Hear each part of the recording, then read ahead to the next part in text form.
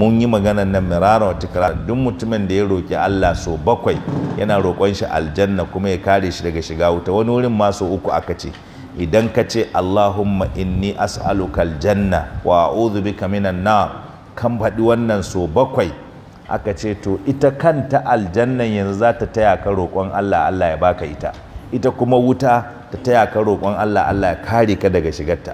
Yanzu wannan akwai wahala? Ko akwai wahala mutum ba zai nemi wannan ya koya ba?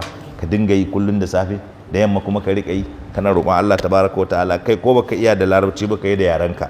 Wannan dai abun a yaren mutum ya ce ya Allah ina roƙonka aljanna, ya Allah ka kare ni daga shiga wuta.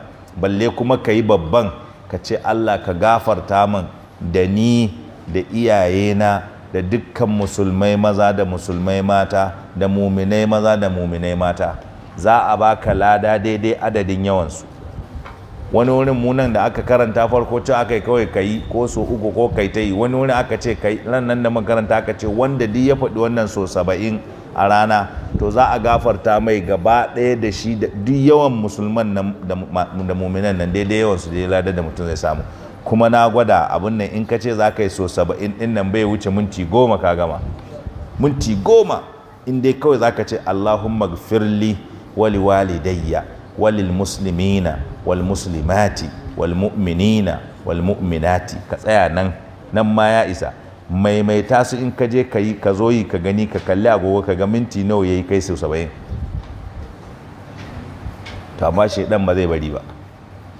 Ka zauna a masallaci bayan an yi sallah asuban nan, aka ce ko ba kullum ba, in kana da hidimomin ka radda ka samu dama, ko dai ka zauna kullum ko ka zauna a sati so ɗaya ko so biyu, ko ka zauna a wata karanci so ɗaya ko so biyu, gida yadda ya samu. In ma so ɗaya ne ka zauna a wata so ɗaya, aka ce ko kuma in ta gagara a shekara ka zauna ko so ɗaya. In ta gagara to a rayuwarka da ya zama ko so ɗaya ka taba zama. Bayan an yi sallah asuba ka zauna a masallaci kai ta ambaton Allah, kai ta askar, ka roki alkhairin duniyarka da alkhairin lahirarka. Bayan nan in ka gama rana ta ɗago, kaga ta ɗaga, yanzu rana na fitowa 6:19. Bayan nan ka ƙara minti 10 aka ce ko 15 ko 20, ko ka ɗau tsakiya in ka gana ma kai 15 ka ƙara. Da yawa wasu kuma sukan zauna ne ranar sadda ta hudo, da sun ji ranar ta hudo su tashi kama nafila, ba ka aka ce ba, sai an ƙara minti 10 bayan hudowar rana. Shine dama aka ce ranar ta ɗaga gwargwadon ƙotan mashi. To mu yanzu nan wani bai ma san mashin ba, su da abin ya dame su can sai suka ɗauka to ƙotan mashin nan rana ta ɗaga daidai ƙotan mashi kamar ya aka ce ka ba da minti 10 bayan ta fito. Wani ya ce ka ba da minti 15, wani ya ce ka ba da minti 20, shine kawai inda suka yi tsabani. To in ka ɗau ɗaya ma ciki, kaga dawa sai ka ɗau tsakiya ba, ko 10 ka ɗauka ka ƙara minti 10.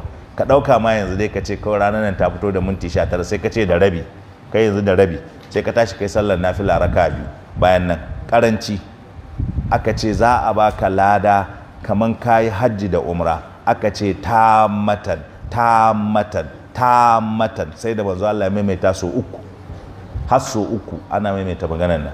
A ce mutum a rayuwar shi ko ɗaya bai wannan ba, ni muke nema abun nan. Kuma ka gama tarawa, ka iya tarawan ka tafi ka bashi abin da kake so ka taro din, ka tafi ran nan ba wannan.